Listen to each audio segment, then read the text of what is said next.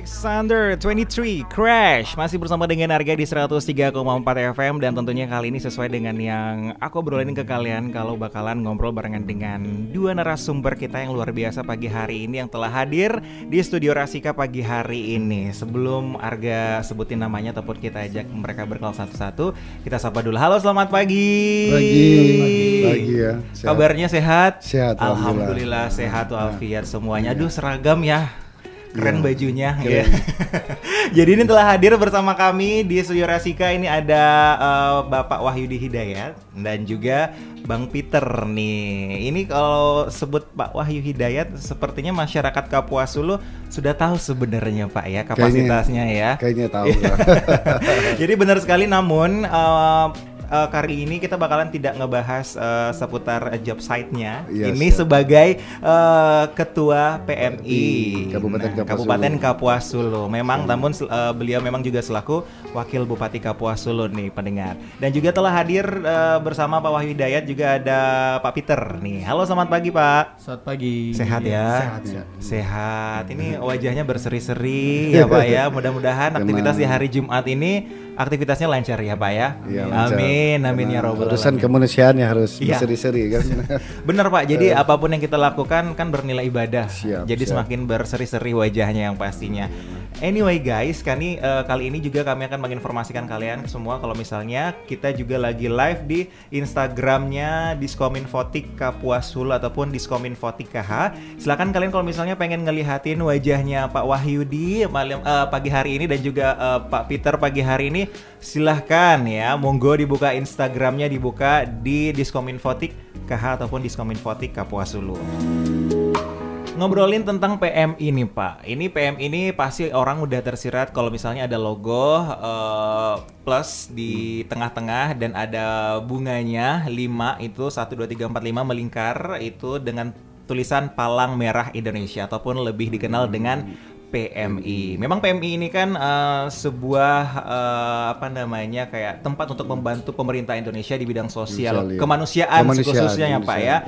Yang memang beberapa kali ini terkait dengan kesiapsiagaan bantuan dan penanggulangan bencana biasanya. Makanya biasanya PMI kalau ada bantuan ataupun ada bencana alam itu pasti ada logo nih, logo PMI yang hadir pastinya. Biasa juga pelatihan pertolongan pertama, ya nggak Bang Peter? Ya, bener ya. Dan juga yang pastinya yang paling sering digunakan oleh masyarakat adalah pelayanan kesehatan dan kesejahteraan masyarakat. Bukan hanya donor darah aja nih. Mungkin kalau Palang Merah Indonesia ditaunya donor darah. Yang pasti Palang Merah ini jelas ya tugasnya yang pertama itu memberi bantuan kepada korban konflik bersenjata, kerusuhan dan gangguan keamanan lainnya sesuai dengan aturannya. Ada juga memberi pelayanan darah sesuai dengan ketentuan peraturan perundangan yang berlaku. Melakukan pembinaan relawan ya, Pak Sekretaris. Saya di sini didampingi oleh Pak Sekretaris ya. Siapa? Sekretaris PMI. Kita baru dilantik tahun lalu ya. Tahun lalu ya. Berarti ini tahun kedua atau menjalan tahun kedua Pak? Iya, karena periodenya 2022 sampai 2027.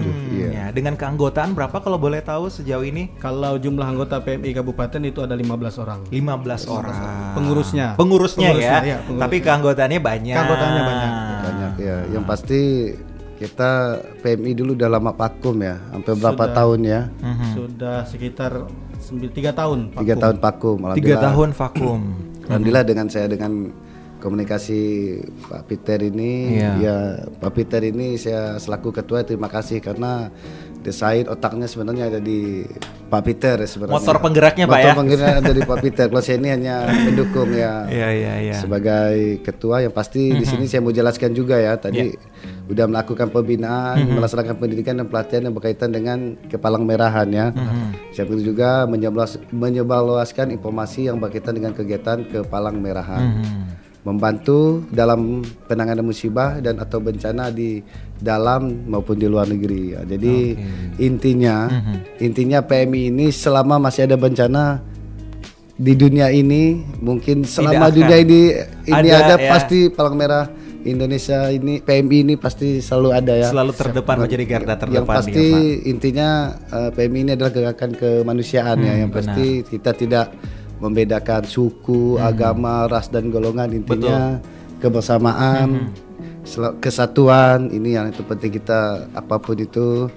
Intinya adalah netral dan kita harus mandiri ya. Kita tidak diintervensi oleh siapapun. Betul sekali. Baik partai politik, baik apa semua kita tetap netral. Jadi intinya tujuannya adalah selama bencana masih ada di dunia ini, Palang Merah Indonesia siap untuk hadir ya. Oke. Karena memang dari dulu zaman peperangan ya Pak ya, Palang Merah ini di seluruh dunia ini dianggap haknya sama, tidak dipilih-pilih. Kalau misalnya di suatu suku ataupun di kubu lain, misalnya pada saat peperangan, syarat utama tim kesehatan yang ada logo Palang Merahnya itu tidak boleh diserang. Nah, ini kenapa saking spesialnya Palang Merah seperti yang udah dikatakan dengan Pak Ketua tadi, kalau memang kita harus netral. Nah, itulah jadi seluruh dunia ini respect dengan Palang Merah. Oke. Mungkin Pak Gitaris bisa ini, yang pasti kami selaku PMI ini butuh dukungan semua ya. Samping masyarakat Kapuas Hulu, yang pasti lagi ini pemerintah daerah ya. Apalagi pemerintah daerah ini jelas ya kita yang di bawah undang-undang ya, di bawah undang-undang. Kita bukan dibentuk berdasarkan akte notaris atau dan sebagainya, tapi kami organisasi yang terbentuk langsung di bawah undang-undang. Nah, ini jadi kita benar-benar dilindungi. Jadi yang pasti mohon dukungan semua lah, apalagi para perangkat-perangkat daerah, mohonlah untuk apalagi kebutuhan darah kita nih setiap hari ini tinggi ya. Berapa kantong per hari Pak? Sehari kalau secara teori kita perlu 14 kantong. 14 kantong. Untuk jenis golongan darah secara umum. Jadi memang harus perlu dukungan, apalagi saya berharap nanti di perangkat-perangkat daerah ada unit relawan pendonor darah lah. Relawan pendonor darah. Selama ini yang udah terdaftar ya banyak didukung oleh TNI, Polri, begitu juga. Perusahaan-perusahaan yang ada di Kabupaten Kapuas Hulu, mohonlah nanti ada kegiatan-kegiatan untuk donor darah ya, donor darah massal ini. Saya minta juga kepada masyarakat, begitu juga yang ada orang sakit atau tidak perlu darah ya, paling tidak udah ada masanya, ada stok dia berharap datang ke itu melakukan donor darah lah. Benar Pak. Baik. Nah, kita sudah ngobrolin terkait dengan kegiatan umum Palang Merah Indonesia khususnya. Kalau terkait dengan Palang Merah ataupun PMI yang ada di kabupaten kita nih Bang Peter, kita ke sekretarisnya dulu nih Pak. Ini gimana nih Bang, ibaratnya kondisi PMI yang ada di Kapuas Hulu ataupun kegiatannya bagaimana kesehariannya? Oke, kalau PMI Kapuas Hulu semenjak kita disahkan pengurusan bulan Oktober tahun lalu ya Pak Ketua, memang sebagian besar kegiatan kita masih di seputaran pemenuhan kebutuhan darah. Karena jadi memang fokusnya ke situ ya. Sebenarnya kalau dibilang fokus ya sebenarnya harus semua. Iya, tapi semua. Karena memang banyak kegiatan di donor, jadi memang kita membantu rumah sakit karena memang setiap hari kami ada forum untuk melihat stok darah di rumah sakit itu sangat-sangat kurang. Hari ini tadi kemarin saja tinggal 7 kantong. 7 kantong. Itu sebenarnya makanya yang dibilang tadi berdasarkan teori di Kapuas Hulu ini kita perlu untuk rumah sakit minimal 14 kantong per hari. 14 nah, kantong. Itu yang sedang kita usahakan. Jadi di rumah sakit Putu Sibau saja kan? Di rumah sakit Putu Sibau saja. Jadi memang dari awal kegiatan-kegiatan yang sudah kita lakukan sebagian besar itu ke relawan di sekolah PMR itu sudah jalan. Kemudian terkait donor. Kalau donor ini kita masih sifatnya bekerja sama. Karena kita beberapa kali mengisi kegiatan-kegiatan event-event baik tingkat provinsi, nasional maupun di lokal. Itu terkait dengan donor darah, donor darah massal. Kalau untuk kegiatan-kegiatan lain sebenarnya penyaluran bantuan terhadap bencana kemanusiaan juga ada kita lakukan ya Pak. Terakhir kemarin kita berikan bantuan di Batang Lupar. Di Batang Lupar. Oke, tadi kan Bang Peter tadi ini bilang kalau misalnya memang sudah ada beberapa kegiatan bahkan sampai daerah di kabupaten kita ya Bang ya. Gimana nih animo masyarakat ataupun tanggapan dari masyarakat terkait biasanya membuka untuk donor darah. Itu gimana nih ibaratnya animo masyarakatnya? Kalau untuk level pelaksananya di sekitaran kota Putu Sibau ataupun di kemarin terakhir di perbatasan itu cukup tinggi. Cukup tinggi karena target itu mendekati.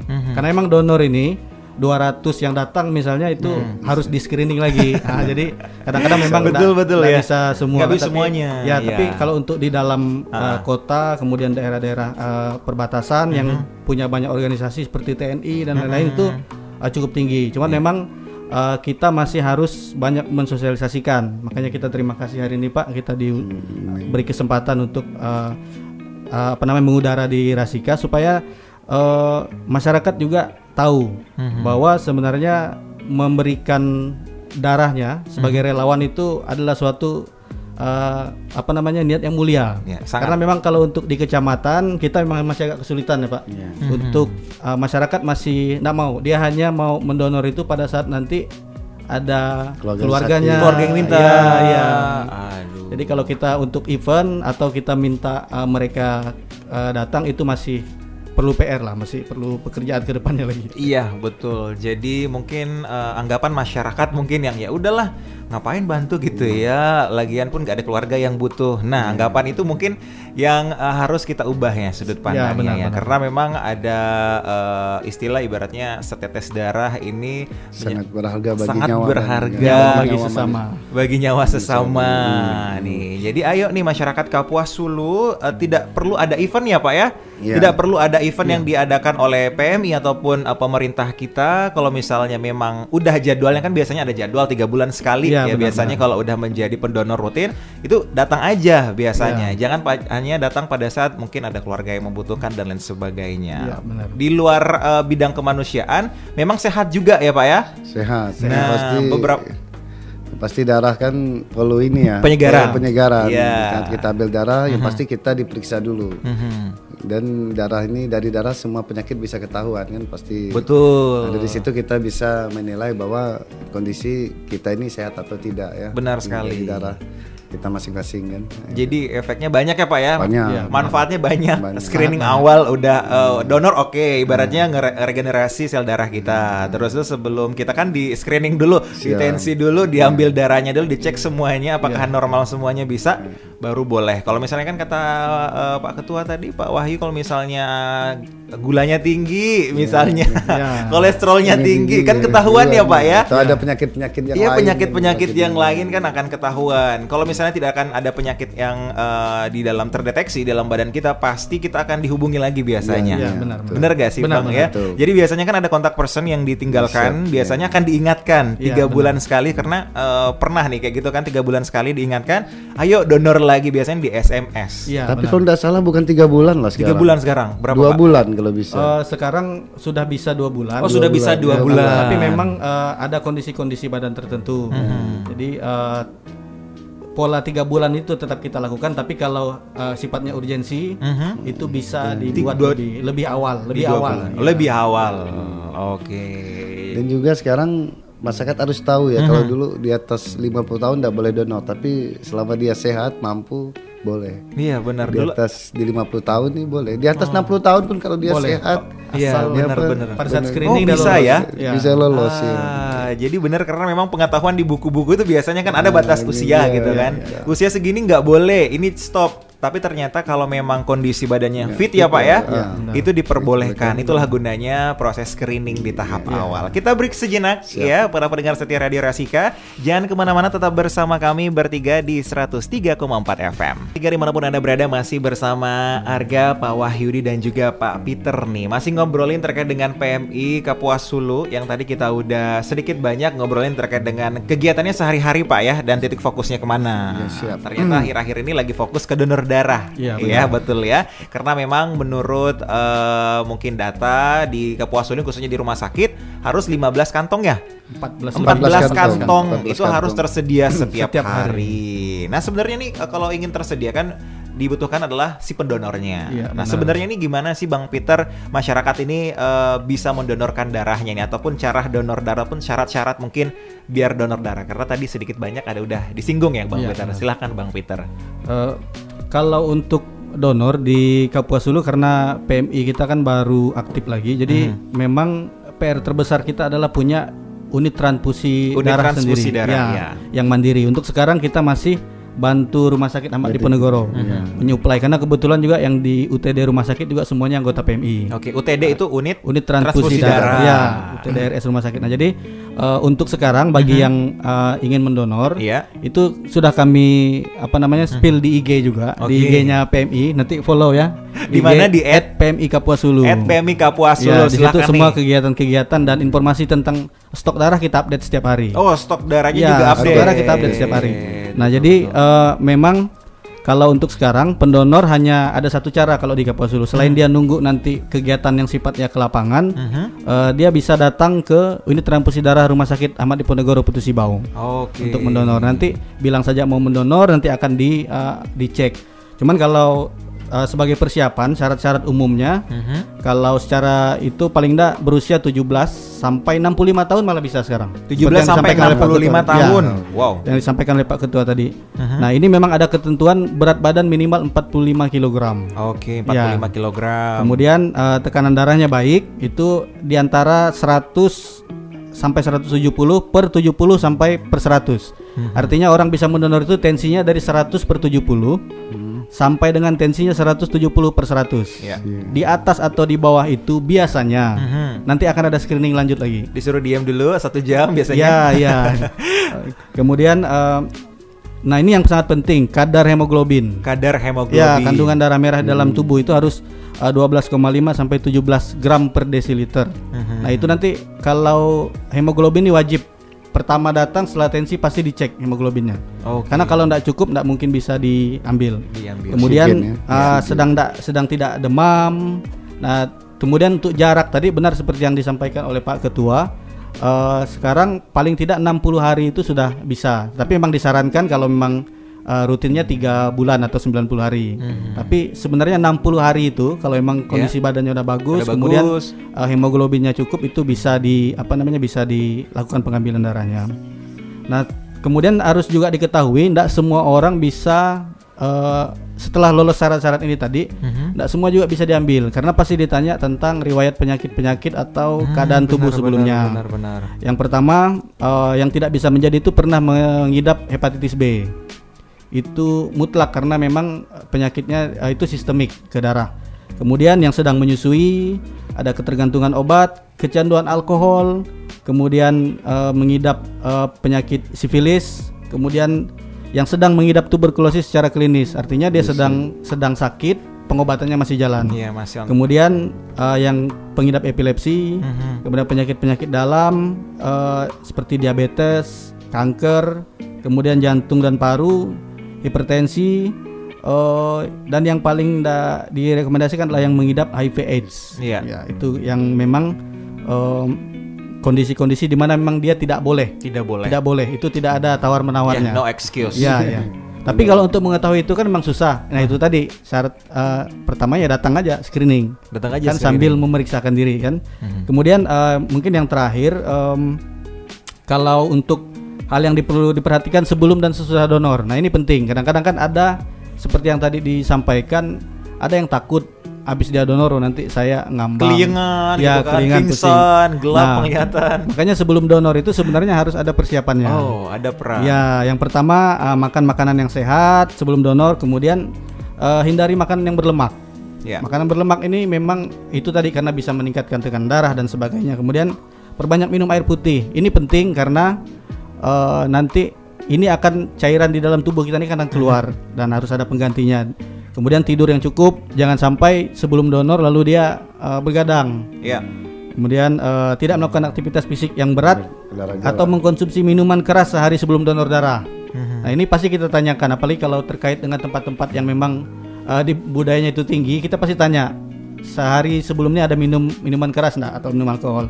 Kemudian kalau sudah donor, ada beberapa hal yang harus dilakukan. Yang pertama, baring, istirahat sejenak. Jangan begitu habis donor langsung bangun. Itu yang kadang-kadang buat orang dia ngambang, pusing, nah dia cerita ke orang lain. Jadinya orang takut mau donor ya. Padahal sebenarnya karena memang belum siap. Belum siap. Jangan melepas plester kalau udah didonor di area suntikan selama 6 jam. 6 jam ya? Iya, 6 jam. Karena memang kemarin itu Pak Ketua mungkin udah ngalami karena tidak sengaja plesternya terlepas. Waktu ulang tahun Semansa. Itu enggak bajunya nyucur ya Pak ya. Nyucur ya. Kemudian itu tadi banyak minum air putih, kemudian enggak ngerjakan hal-hal yang berat selama paling enggak ya 12 jam istirahat. Kemudian kalau bisa jangan merokok 2 jam setelah donor. Oke. Iya. Jadi itu semuanya berpengaruh dari sebelum ya Pak ya. Sebelum lagi proses dan sesudahnya. Ya, itu benar. Semuanya ada tahapannya. Ya. Nah, ketika mungkin masyarakat ada yang ngeyel mungkin ya Pak ya, bandel pengen langsungin ke kebun, ke ladang kemana gitu nih, langsung ngantor ataupun kayak gimana. Itu biasanya langsung keliengan dan lain sebagainya. Nah itu benar. Mungkin menimbulkan, waduh habis donor darah ini membuat kita jadi keliengan. Jadi padahal memang ada tata caranya sebelum kita boleh kembali beraktivitas kembali. Tapi juga ada kebiasaan setelah donor ya kita bagi semacam telur atau susu ya. Iya benar Pak. Itu kebiasaan juga ya. Untuk udah kayak menambah. Udah kayak kebiasaan udah kayaknya harus gitu.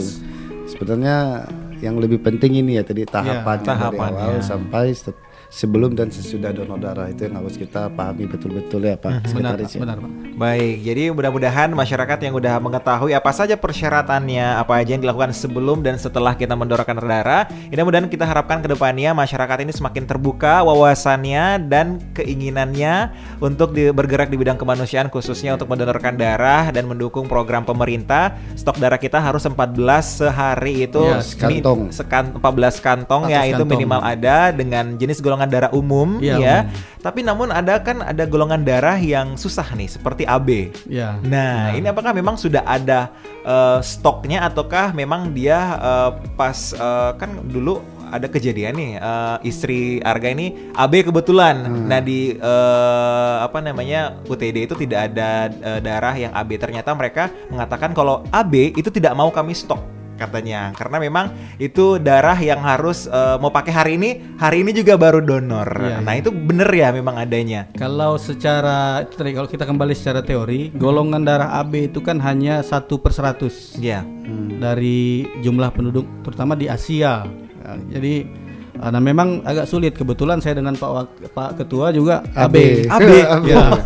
Dan saya sering nolong orang yang kayak kemarin orang melahirkan saya donor langsung sembuh gitu juga. Kemarin habis operasi dia perlu darah, setelah kayak kasih darah langsung keluar rumah sakit jadi memang sering gitu. AB memang biasanya dia sifatnya insidentil karena gini, kalau kita simpan juga darah ini kan ada masanya. Betul sekali. Masanya mungkin nanti ke depan kita lebih sosialisasikan lagi terkait itu dengan Pak Man nanti ya Pak, untuk yang terkait darah, karena memang kalau sayang dia rusak. Benar. Sayang rusak karena memang udahlah jumlahnya sedikit ya, rusak pula, habis expired ya. Jadi kalau sebenarnya tidak ada aturan baku dia nanti pada saat diperlukan, tetapi biasanya itu kondisional. Karena itu tadi ya, karena sebenarnya bukan ini memang darahnya memang sedikit ya. Jadi sayang kalau tidak terpakai gitu ya. Jadi mungkin katanya accidental ya.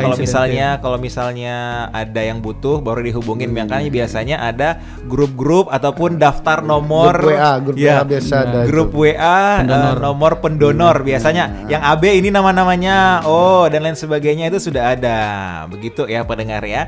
Namun kita kembali ke PMI lagi nih Pak. Kita ke Pak Ketua lagi, ke Pak Wahyudi Hidayat. Ini gimana nih kira-kira rencana kedepannya Palang Merah Indonesia khususnya di Kapuasulu, kira-kira ada nggak sih plan-plan ataupun rencana kedepannya ada yang akan dilakukan Pak?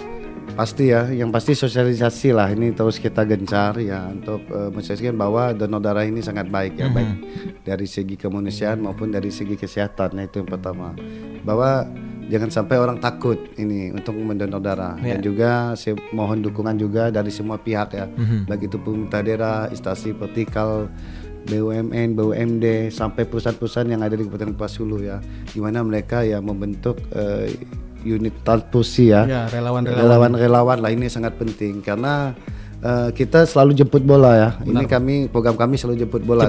Jemput bola. Kemarin terakhir di Jongkong ya, kita jemput bola yang mendaftar banyak tapi hanya dapat beberapa kantong gitu. Karena tadilah ada beberapa syarat ya. Beberapa syarat yang harus dilewati. Ini yang terpenting adalah sosialisasi dan kami selalu jemput bola. Dan ke depan harus ini ya, bahwa PMI ini jelas ya, selama masih ada bencana di dunia ini, PMI ini harus selalu hadir. Jadi kita ke depan harus ya untuk terhadap bencana ini harus kita siapkan relawannya bukan hanya untuk kegiatan donor darah, tapi kita siap untuk relawan yang siap untuk menangani bencana. Jadi baik itu bukan bencana alam, tapi non alam kita harus siap hadir kan. Kalau alam jelas ya, seperti banjir, mungkin karhutla, kebakaran. Kalau non alam ini kan kita kemarin pernah pandemi ya. Iya benar. Pandemi COVID-19. Dan PM ini jelas ya, waktu pernah terjadi di Jogja ya, waktu Merapi itu. Ya. Merapi itu yang erupsi yang banyak ini menjadi korban bahwa jelas di situ. Saya melihat langsung waktu itu bahwa PMI yang berani juga menjadi garda depan ya, dan 2 orang yang meninggal dari PMI di waktu relawan PMI meninggal karena mereka langsung ke tempat kejadian itu langsung. Baik. Ini benar-benar kita ke depan ya harus bukan hanya untuk donor darah, tapi kita akan berusaha untuk menyiapkan relawan-relawan yang siap untuk penanggulangan bencana dan menghadapi bencana, baik itu di Kabupaten Kapuas Hulu, kalau perlu kita secara nasional ya, baik untuk provinsi, kalau bisa untuk nasional ya di Negara Kesatuan Republik Indonesia.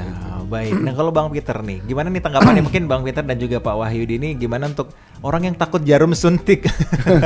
Nah ini kadang kan datang ke tempat donor darah ini sehat walafiat, ketika udah ngelihat orang baring dengan jarum, tensinya tinggi, ujung-ujungnya yang harusnya dia dibolehkan untuk donor, ujung-ujungnya nggak bisa. Ini boleh nih dikasih mungkin, janganlah ke mereka yang takut jarum suntik. Kalau misalnya sebenarnya it's okay, tidak apa-apa, mungkin akan ada sedikit terasa, cuman itu tidak akan membuat kalian menjadi ataupun memposisikan diri kalian kalau di tempat itu sesuatu yang berbahaya mungkin. Boleh nih Bang Peter. Sebenarnya kalau ketakutan itu kan dia sifatnya psikologis ya, sugesti. Jadi sebenarnya ada di ilmu kesehatan tuh kita namanya tekniknya distraksi. Pengalihan. Oh, pengalihan. Ya, jadi sebenarnya makanya ada banyak persepsi yang salah tentang unit donor. Itu sebenarnya petugas untuk donor ini dia khusus. Oh khusus, nggak sembarangan ya? Dia memang kalau perawat memang khusus transfusi, ya tenaga kesehatan khusus transfusi. Makanya dia pendidikannya pun khusus AMD kesehatan, dan itu belum banyak. Di Kapuas Hulu saja kalau tidak salah hanya ada satu. Ada satu aja. Ada satu. Di RSUD yang lain yang membantu itu ada perawat, kemudian ada analis laboratorium. Nah memang teknik-teknik itu sebenarnya mereka belajar. Cuman karena memang belum tersosialisasi dengan baik, ketakutan ini kan datangnya pada saat sebelum dia berangkat. Iya benar. Beda pada saat dia sudah sampai, pasti itu mudah dialihkan. Intinya sebenarnya tidak ada risiko lain. Hanya palingnya nyeri sedikit ya. Dan pasti itu agak pegal-pegal karena ukuran jarumnya juga lumayan besar. Tapi selain itu tidak ada sebenarnya. Kecuali memang orang yang sangat fobia, kita tidak bisa paksa dengan jarum suntik ya Pak ya. Fobia itu tidak bisa kita paksakan juga. Kemudian terkait seperti yang disampaikan Pak Ketua tadi, mungkin saya menambahkan sedikit. PMI ini kan adalah organisasi mandatoris undang-undang. Jadi PMI dibentuk dari Undang-Undang Nomor 1 Tahun 2018 tentang Palang Merahan. Nah itu memang sebagai organisasi mandatoris, PMI itu seperti yang disampaikan oleh Pak Ketua tadi, itu wajib berada di seluruh wilayah Negara Kesatuan Republik Indonesia. Nah kebetulan memang di undang-undang juga disebutkan bahwa kepala daerah dimanapun levelnya itu adalah pelindung PMI. Artinya memang PMI ini tidak berdiri sendiri. Kita sifatnya sinergi dengan pemerintah daerah, kabupaten, kemudian provinsi, bahkan sampai ke pusat. Makanya seperti yang terakhir Pak, kemarin pada saat kita pelantikan yang PMI provinsi, Pak Ketua Umum Pak Yusuf Kalla juga bilang bahwa kalau habis bencana yang pertama datang itu harus PMI. Harus PMI. Makanya di PMI itu tidak ada istilah kantor sekretariat. Karena kalau kantor itu bukanya terbatas waktu. Tapi di PMI itu namanya markas. Markas itu artinya yang punya markas di negara ini kan hanya ada 3. TNI, kepolisian dengan PMI. Artinya tidak memandang waktu kerja. Siap 24 jam. Siap 24 jam. Ya betul, karena kegiatan kemanusiaan itu tidak memandang waktu ya Pak ya, dan hari juga itu tidak banget. Jadi wajar kalau memang bukan sekretariat ya. Iya, bukan sekretariat. Markas. Mudah-mudahan markas PMI yang di Kapuas Hulu segera ada Pak ya. Insyaallah. Insya Allah. Kita kemarin kita masih numpang di rumah singgah ya. Saya semenjak terpilih dulu dari menjadi anggota DPRD Kabupaten Kapuas Hulu sebelum menjadi wakil bupati, memang saya punya rumah singgah. Di situ saya hadirkan bagi masyarakat Kabupaten Kapuas Hulu yang tidak ada tempat tinggal di Putus Ibau ya, bebas tinggal di rumah itu dan gratis. Di situ kita anggap iyalah untuk markas sementara lah untuk menyimpan logistik dan kalau nomor kita punya IG tadi mungkin nomor-nomor yang siap hadir ya, siap hadir untuk masyarakat yang memerlukan darah ataupun bencana nanti ke depan ya siap hadir untuk Insya Allah, amin, kita doakan sama-sama ya, mudah-mudahan segera nih. Oke, nah tadi juga kita sedikit bahas terkait dengan pengaksesan masyarakat ke unit transfusi darah ataupun ke PMI ini. Gimana nih kalau masyarakat kita kan banyak yang di pedalaman ya Pak ya, apalagi wilayah jangkauan dari Kapuas Hulu ini kan luas banget. Nah kira-kira gimana nih, ada saran nggak kalau misalnya masyarakat kita yang susah terjangkau unit kesehatan untuk mendapatkan akses darah, entah itu dia ingin donor darah, entah itu akses untuk mencari stok darah, itu bagaimana nih Bang Peter? Kita memang program pertama kita yang dititipkan oleh provinsi pada saat pelantikan ya Pak Ketua, kita membentuk PMI kecamatan. PMI kecamatan. Ya, cuman memang sampai sekarang memang belum terbentuk, seharusnya memang ada. Nah jadi nanti ya pada saat sudah ada PMI kecamatan ya disitulah tempat untuk merujuk. Cuman kalau untuk sekarang dengan belum terbentuknya, kita lebih ke menginventarisir rencana kita untuk jemput bola. Oh baik. Ya, rencana untuk jemput bola mungkin dalam waktu dekat nanti seperti yang sudah kami bahas sebelumnya dan Pak Ketua, akan ada surat dari PMI Kabupaten untuk Pak Bupati, Pak Daerah selaku pelindung supaya memberikan semacam himbauan untuk mengakses relawan di semua OPD dan di semua kecamatan. Termasuk sekolah-sekolah ya. Ya, termasuk sekolah-sekolah. Berarti anak PMR ya Pak ya? Ya. Kalau merah remaja ini sangat tombak juga mereka ya, ini. Jadi nanti kalau itu udah ada aksesnya, kita bisa menjadwalkan, paling tidak kabupaten bisa menjadwalkan untuk jemput bola. Sementara belum PMI kecamatan terbentuk. Ya baik, mungkin kalau masyarakat ya satu-satunya akses ke puskesmas ya. Ke puskesmas mungkin akan diarahkan kemana dan selanjutnya. Jadi makanya silakan. Sekarang karena posisi saya sebagai wakil bupati ya, paling tidak saya minta ke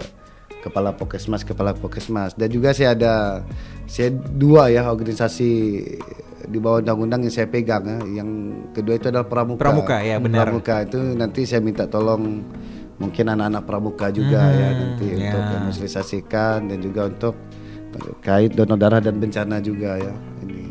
Baik.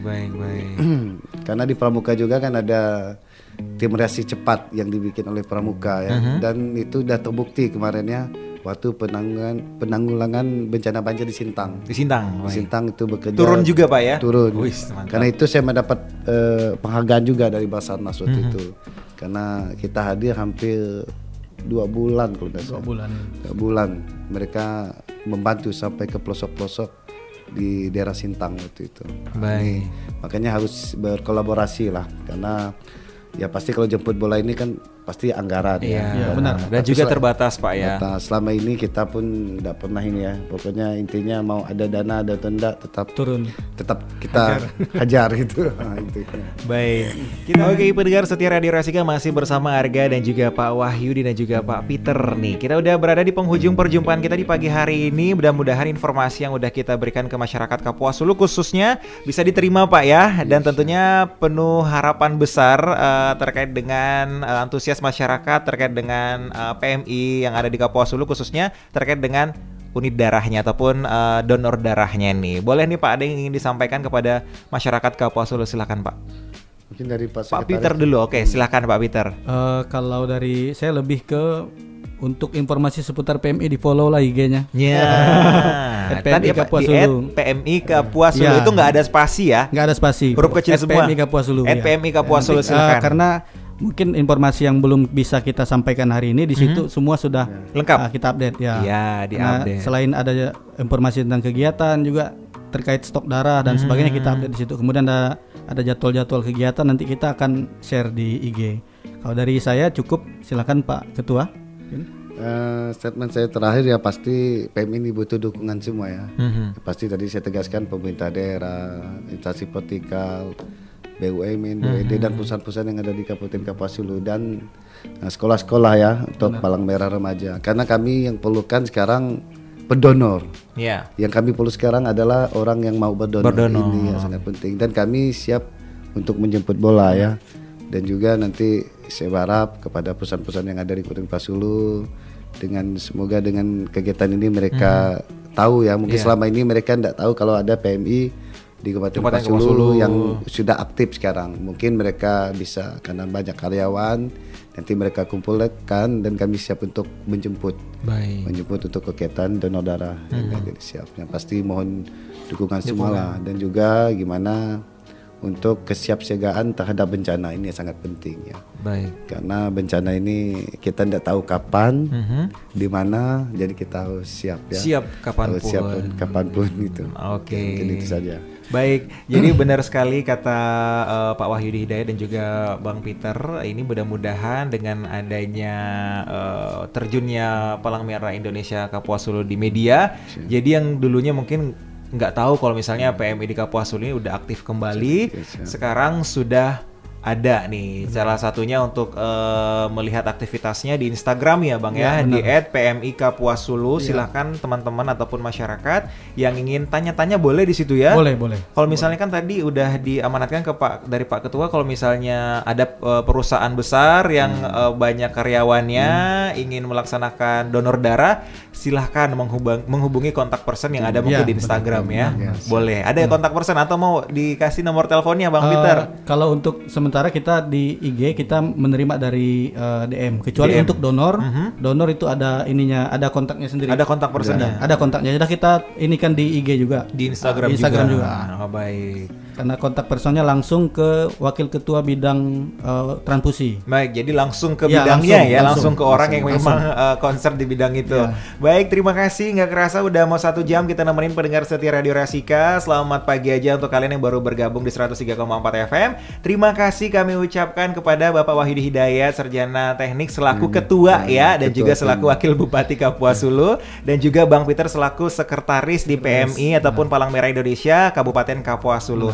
Mudah-mudahan kita tidak cukup sampai di sini pembahasannya. Kita nantikan lagi pembahasannya, kata Bang Peter tadi akan ada pembahasan lebih lanjut terkait mungkin transfusi darah dan lain sebagainya. Kita tunggu ya Pak ya. Siap. Katanya tadi mau ngajak Bapak siapa ke sini? Nanti Wakil Ketua Bidang donor darah. Baik, kita tunggu Pak Abdul Rahman, kita tunggu nih. Secara teknis dia yang lebih tahu, lebih paham. Jalan kita bukan hanya donor kalau blood aja, tapi banyak nanti yang bisa banyak bisa dia materi benar. Itu kan menjadi sumber pengetahuan ya. Benar. Mungkin anak-anak Palang Merah di PMR di sekolah-sekolah juga ingin mendengarkan materi tersebut. Silahkan, ntar kita bakalan hadirkan. Tapi kita schedule dulu ya Pak. Kita atur schedule dulu. Dan mungkin nanti kita akan ada pelatihan untuk penanganan bencana ya. Penanganan bencana. Nah, ini nanti saya akan masih kita konsep lah seru nih. Tapi nanti ke depannya lah. Baik, kita nantikan ya Pak ya. Baik, terima kasih kembali lagi kami ucapkan kepada narasumber kita Pak Wahyudi Hidayat selaku Ketua Umum Palang Merah Indonesia Kabupaten Kapuas Hulu dan juga selaku Wakil Bupati Kabupaten Kapuas Hulu, dan juga Bang Peter. Mudah-mudahan kita dapat berjumpa kembali di lain kesempatan. Boleh say goodbye untuk pendengar setia Radio Rasika. Bye-bye. Bye-bye. Sehat selalu. Semangat.